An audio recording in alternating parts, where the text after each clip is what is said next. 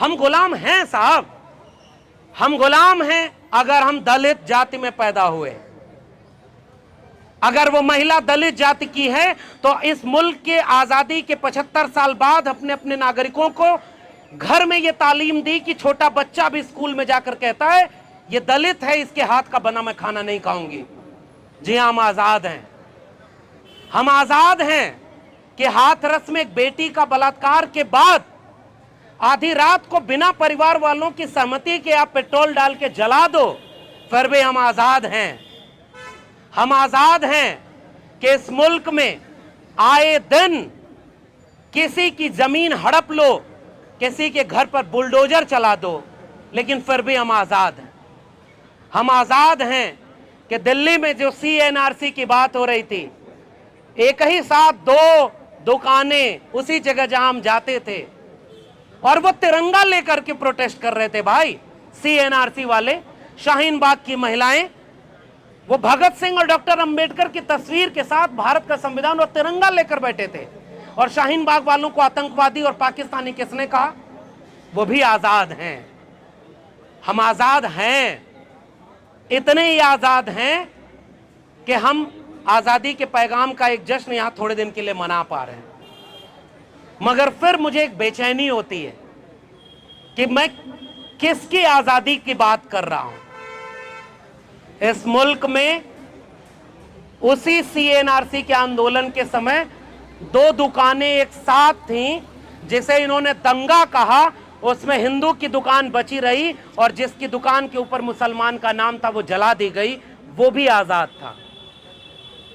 इसी देश में अभी 2022 में इलाहाबाद में एक मुसलमान का घर गिरा दिया गया, बुलडोजर चला दिया गया, जो आरोपी के नाम पर भी नहीं था।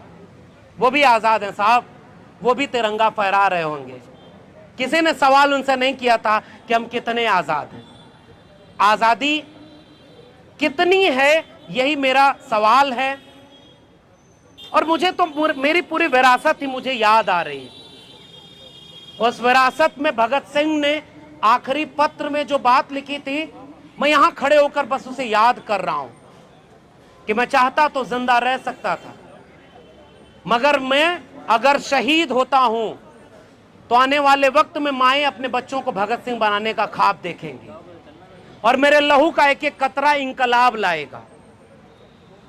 गांधी के सपनों का भारत एक था जिसमें गांधी अपने से लड़ने वालों को भी भरोसा दिला रहे थे। मैं 2-3 नाम ले रहा हूं। एक तरफ डॉक्टर अंबेडकर को भरोसा दिलाने की कोशिश कर रहे थे कि डॉक्टर अंबेडकर आप हमारे साथ आइए, हम ये बाहर के दुश्मन को भगा लेंगे तो ये जातिवाद खत्म कर लेंगे। वहीं दूसरी तरफ बैकवर्ड क्लासेस लीग, जो ओबीसी समाज के लोगों का संगठन था, जब वो 1940 के दशक में लखनऊ में गांधी को अपना रिप्रेजेंटेशन देता है कि आजाद हो गया भारत तो हम पिछड़े तबके के लोगों की जगह क्या होगी, गांधी वहां भी एक भरोसा दिलाते हैं कि अंग्रेजों को भगा लो, हम सब मिलकर एक ऐसा भारत बनाएंगे जिसमें सब बराबर होंगे। महिलाओं की एक सपनों का भारत, बिरसा मुंडा और जयपाल सिंह मुंडा के सपनों का भारत, इन सब ने शहादत क्या इस दिन के लिए दिया होगा कि मस्जिद के सामने मंदिर बनाने और मस्जिद के नीचे से शिवलिंग खोजने की आजादी मनाई जाएगी? क्या यही उनके सपनों का भारत है? मेरा सवाल है ये, मेरा सवाल है ये कि इस देश में जिस उम्र में कलम और किताब इस मुल्क के नौजवानों को पकड़ाना था, उस मुल्क में त्रिशूल और तलवार बांट करके मुसलमानों को मां बहन की गालियां दिलाते हुए वो जुलूस निकालेंगे, वही आजाद है साहब। इस मुल्क में हम गुलाम हैं, हमें यह लगता है। रमाशंकर यादव विद्रोही की एक कविता याद आती है कि मुझको लगता है कि मेरा वतन जेल है, मुझको लगता है कि मेरा वतन जेल है और सभी कैद हैं कैदियों की तरह। जब सभी कैद हैं तो मैं कहां जाऊंगा? यह सवाल विद्रोही ने उस समय पूछा था। और जेल में कुछ लोगों को आप भेज रहे हो और आपको लगता है कि आप डरा लोगे लोगों को। आजाद कौन है? जो धर्म संसद करके अधर्म की बातें करे वो आजाद है। जंतर मंतर पर संविधान की प्रतियां जलाए वो आजाद है।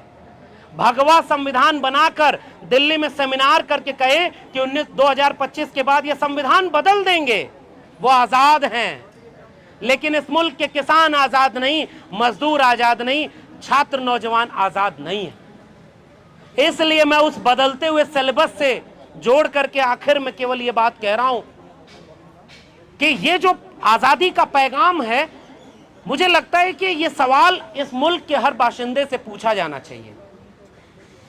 कौन आजाद है और कितना आजाद है? एक राष्ट्र बनने का मतलब, मैं फिर से कह रहा हूं, साझा सुख और साझा दुख से एक राष्ट्र बनता है। और आप जबरदस्ती हमें राष्ट्रवादी बनाना चाहते हैं। हम तो ऑलरेडी राष्ट्रवादी हैं। और खासकर हम वो लोग जो इस देश में आंदोलन जीवी के नाम से बदनाम किए गए, मुझे लगता है कि असली राष्ट्र तो वो बचा रहे हैं। महिलाओं पर अत्याचार हो तो वही लोग सड़कों पर नजर आते हैं, दलितों पिछड़ों पर अत्याचार हो तो वही याद आते हैं, शिक्षा बचाने की लड़ाई हो, पर्यावरण बचाने की लड़ाई हो तो वही याद आते हैं, CNRC पर हो, बुलडोजर के खिलाफ लड़ना हो तो भी आपको कुछ चेहरे नजर आएंगे।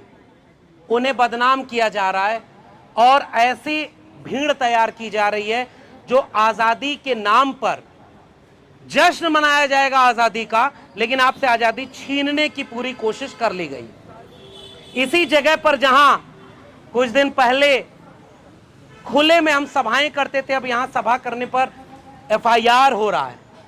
मैं सैल्यूट करूंगा आईसा के लोगों का, इन आयोजकों का, जिन्होंने इस मुश्किल वक्त में भी ये सवाल पूछा है। और मुझे लगता है कि देखिए 75 साल बीत गया।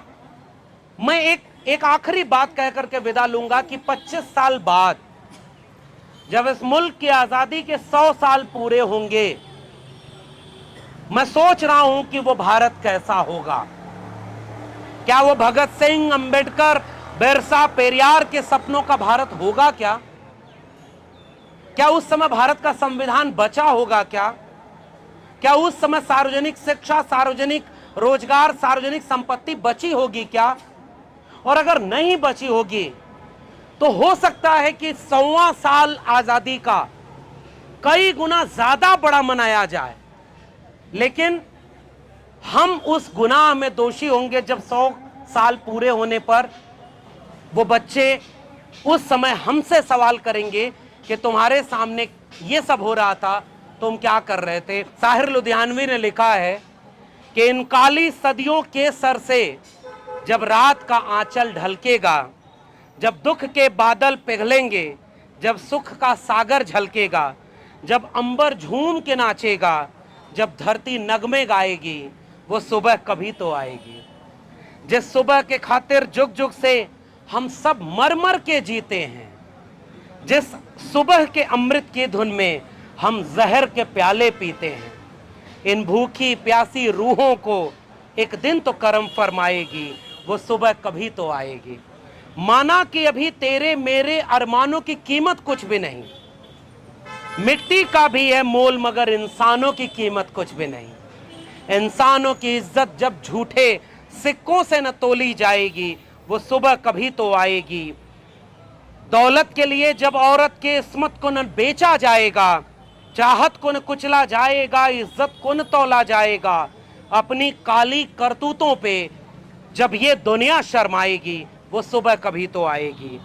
बीतेंगे कभी तो दिन आखिर ये भूख के और बेकारी के, टूटेंगे कभी तो बुत आखिर दौलत की इजारेदारी के। जब एक अनोखी दुनिया की बुनियाद उठा ली जाएगी, हक मांगने वालों को जिस दिन सूली न दिखाई जाएगी, वो सुबह कभी तो आएगी। बहुत बहुत शुक्रिया। इंकलाब जिंदाबाद। जय भीम, जय मंदिर। खबरों में बने रहने के लिए फोरम 4 को सब्सक्राइब करें और नोटिफिकेशन पाने के लिए बेल आइकन दबाएं।